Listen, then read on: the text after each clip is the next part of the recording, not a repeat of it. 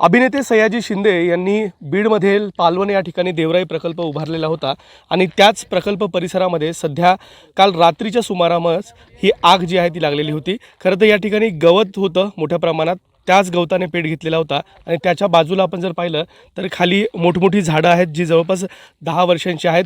त्याला देखील या आगीची झळ बसल्याचं पाहायला मिळालं। या ठिकाणी सध्या स्पॉटला वन विभागाचे कर्मचारी जे आहेत ते देखील दाखल झालेले आहेत। त्यांच्याच माध्यमातून सध्या या ठिकाणी या संपूर्ण बाबीचा आढावा जो आहे तो घेतला जातोय, परिस्थितीचा पंचनामा जो आहे तो देखील केला जातोय आणि एकंदरीत जर आपण पाहिलं तर यापूर्वी देखील या ठिकाणी आग लागण्याचा प्रकार जो आहे तो समोर आलेला होता।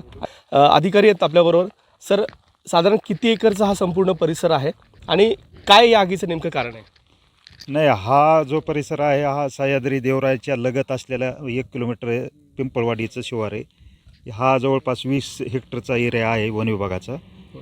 तर हा जे आत्ता जे काल दिनांक 24/12/2025च्या रात्री जी रात्री 7-7:30च्या दरम्यान जी आग लावली जाणून बुजून कुणीतरी एक पर्यटन आलेले किंवा रस्त्याने चालताना किंवा का कुणाला तरी खोडसाळपणा करायचा, त्यांनी संबंधित ही जाणूनपूर्वक आग लावलेली।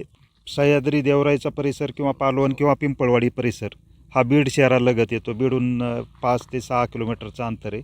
तर नक्कीच येतोच पर्यटनाचा आनंद घेतोच काही असतेच जे काही अतिउत्साही त्यांनी जे काही केलेलं आहे त्यानंतरचा हा प्रकार झालेला आहे, तुम्हाला दिसूनच येतं आहे। तर नक्कीच यापुढं जर आम्हाला असं कुणी करताना दिसलं वन क्षेत्रामध्ये तर नियमानुसार वन गुन्हा दाखल करून त्यांच्यावर जी काही दंडात्मक कारवाई केली जाईल।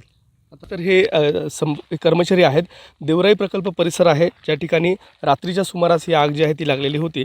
गवत आहे, मात्र त्याच ठिकाणी जर दुसरीकडे पाहिलं तर एक मोठी झाडं आहेत, त्याला ही संपूर्ण आगीची झळ जी आहे ती बसलेली होती आणि त्यानंतर या आगीने रौद्ररूप धारण केलं। परंतु या ठिकाणचे जे कर्मचारी होते त्यांच्या माध्यमातून ही आग आटोक्यात आणण्याचा जो प्रयत्न आहे तो यशस्वी झाला आणि सध्या ही आग आटोक्यात देखील आलेली आहे, मात्र झाडांना देखील इजा झालेली आहे।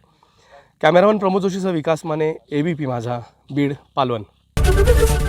ABP माझा, उघडा डोळे बघा नीट।